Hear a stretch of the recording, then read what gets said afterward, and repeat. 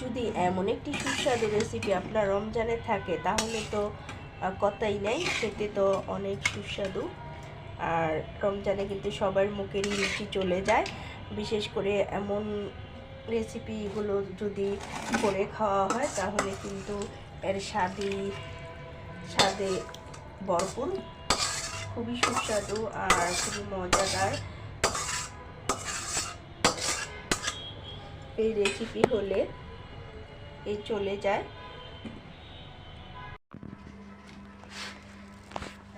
আমি এইখানে শুটকি নিয়েছি, বেগুন নিয়েছি, টমেটো নিয়েছি, ক্যাপসিকাম নিয়েছি, সিম নিয়েছি। তো এইসব কিছু আমি এখন কেটে নেব, ভালো করে কেটে ধুয়ে নেব। সবগুলো উপকরণই আমি কেটে তারপরে রান্না করব। এখন আমি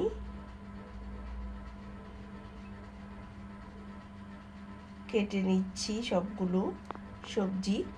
আপনারা চাইলে যে কোনো সবজি দিতে পারেন, তবে ক্যাপসিকামটা মাস্ট রাখবেন। এটা হচ্ছে ক্যাপসিকামের রেসিপি।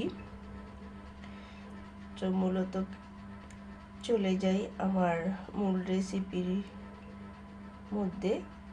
আসসালামু আলাইকুম, সকলে কেমন আছেন? আমার সকল প্রিয় বন্ধুরা, সবাইকে আমার ফুল ভিডিওটি ধৈর্য সহকারে দেখার জন্য অনুরোধ রইল। প্লিজ একটা করে লাইক দিয়ে দিবেন সবাই। এই রেসিপিটা কিন্তু সবারই খুব পছন্দের, চাইলে ট্রাই করতে পারেন একবার। শুটকির জন্য আমি এখানে যা যা দিয়েছি, এখানে দিয়েছি কিন্তু মরিচের ফাঁকি আর হলুদের ফাঁকি আর একটু ধনিয়ার ফাঁকি, লবণ দিয়ে দিলাম, তেল দিয়ে দেব, সামান্য একটু তেল দেব। আসলে শুটকির মধ্যে অত তেল বেশি একটা ইউজ করি না, আমি অল্প একটু দেই। এখন দিয়ে দেব রসুন। শুটকির মধ্যে কিন্তু রসুনটা একটু বেশি প্রয়োজন হয়।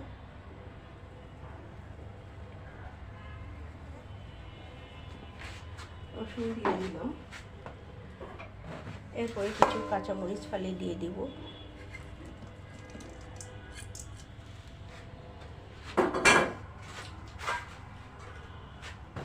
দিয়ে এখন এটাকে একটু করে দেবো। এখানে কিন্তু আমি শুটকি দিয়েছি আগেই, এই যে শুটকিটা আমি আগেই দিয়ে দিয়েছি। এখন একটু পানি দিয়ে চুলা ধরিয়ে দেব।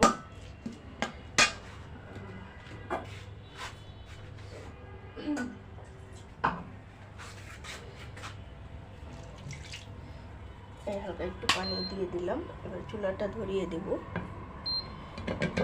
এবার এটা বলক আসতে থাক, আসলে তারপরে আমি দিয়ে দেবো তরকারিগুলো। এই যে আমার শুটকিটা আমি আগেই দিয়ে দিয়েছি।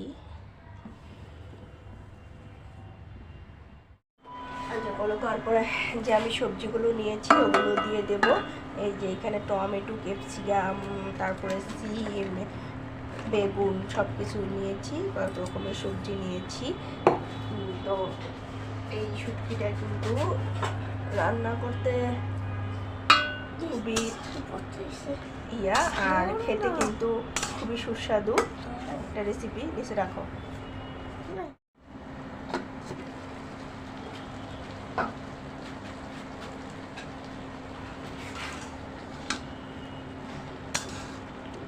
রমজানে কিন্তু আমার আসলে একটু শুটকি খেতে ভালো লাগে, ভর্তা শুটকি। তো আপনাদের ভাইয়া তো শুটকি পছন্দ করে না, আমার কাছে শুটকি অনেকটাই ভালো লাগে, তাই আমি আসলে শুটকি বিশেষ করে রান্না করি, তারপরে ভর্তা টর্তা করি, ভালো লাগে। তারপরে আমি একটু পানি অ্যাড করে নিই সিদ্ধ হওয়ার জন্য। শুটকিটা আসলে বুনো বুনো হলেই ভালো লাগে, অত ঝোল দেওয়া যায় না।